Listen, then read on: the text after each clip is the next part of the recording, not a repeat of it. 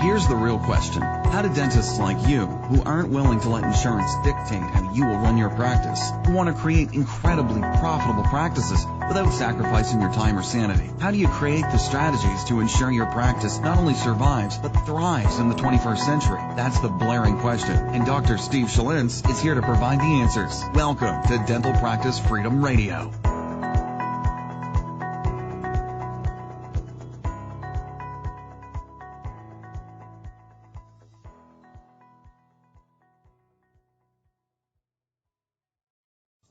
What is up, everybody? This is Dr. Steve Schlintz, and I want to welcome you back to another episode of Dental Practice Freedom Radio.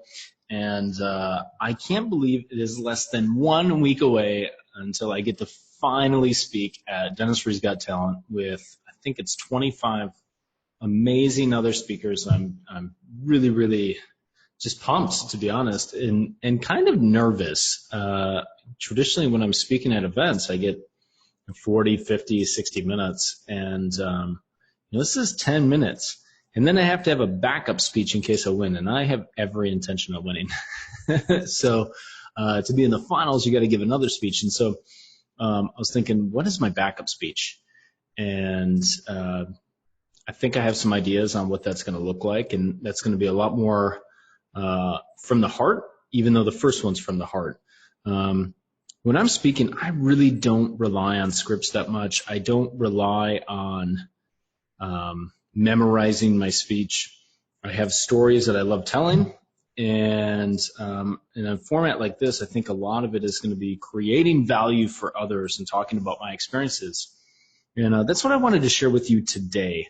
I wanted to give you a little sneak peek into one of the things that I'm going to talk about. In my presentation, there's going to be 3 truths that I'm going to speak on. And these 3 truths are the foundation for building what I call an authentically branded practice. And I just want to give you a little sneak peek about one of the truths. And I'm not even talking to you about what truth it is, and I'm not going to talk in what order the truth is.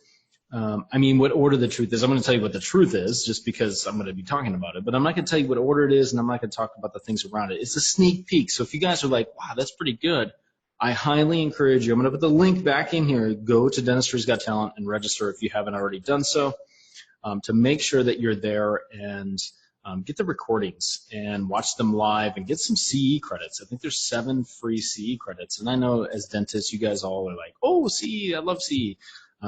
You're junkies when it comes to CE. So one of the things that I think is absolutely essential to building an authentically branded practice, and that's what I'm going to talk about, is that the story has to be the right story.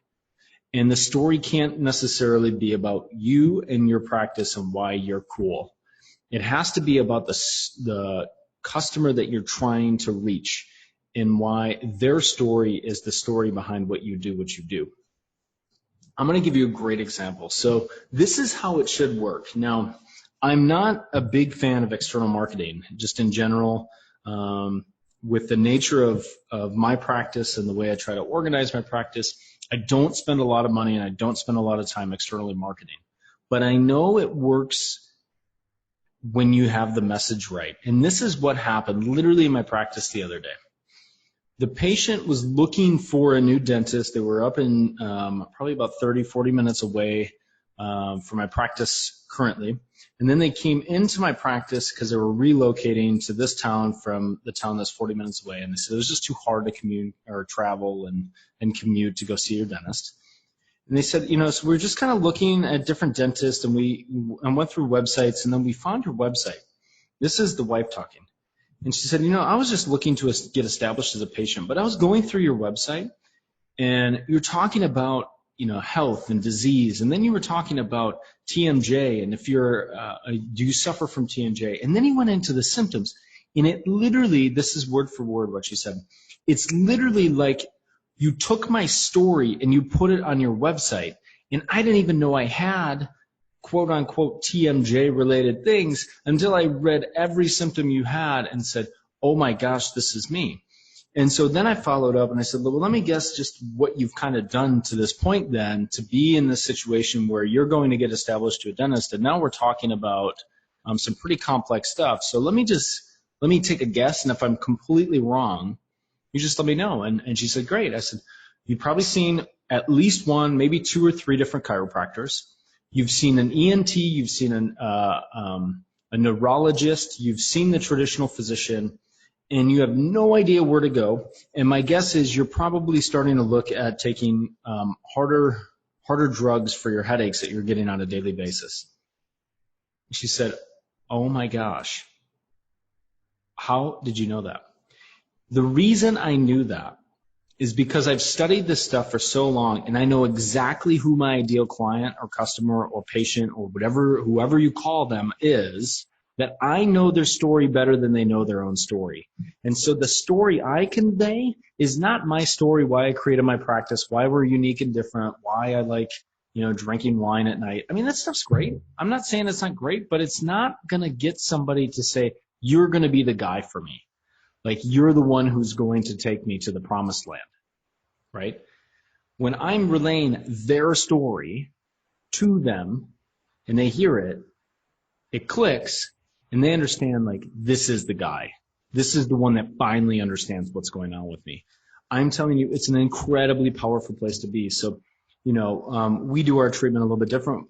For a patient like that, we're typically putting them in a full-time orthotic and stabilizing the system and really understanding what's going on before we do any type of comprehensive care. But that process is anywhere between $3,500 and $4,000 when all is said and done in the stabilization phase. That patient was basically agreeing to treatment before I even looked in her mouth. And she's going to come in tomorrow.